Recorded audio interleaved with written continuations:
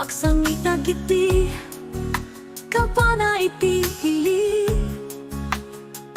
Dagiti silaw kumukuti at tataw iti raksak, ayat ti apo mangrugi iti tunggal pusok.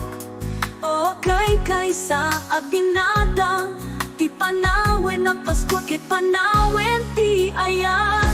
Naragsak a Paskua kada kayo amin, iti raksak ken ayat umadayok ti bigat.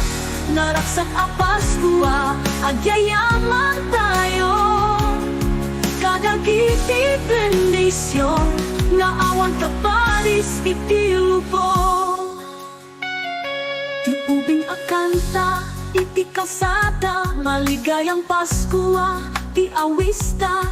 Adapay ti pamilya agyaman iti biyak, agkararang nga agnanayon ti raksa. Tiraniya ti bitwen aktawi iti namnama, kadagiti puspusok anaburat iti panagdati. Naragsak a Paskua kada kayo amin, iti raksak ken ayat umadayok ti bigat.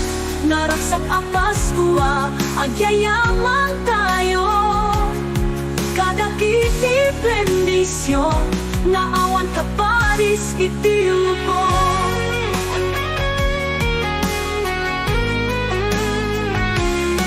Irat damang ligat iti agnem ti Paskua mansugli ti raksak, ti panagkikita ti panagayat pangpuno iti tunggal ayan iti ili.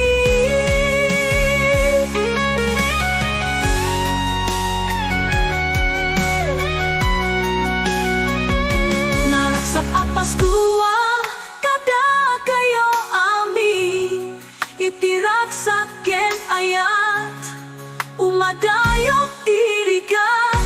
Naragsak a Paskua agyayaman tayo, kadagiti bendisyon nga awan kaparis iti lubong. Kada kayo amin, kadagiti ay ayaten. Naragsak a Paskua agnanayon kumati Diyos imong bendisyon, mangiparangarang iti dalan.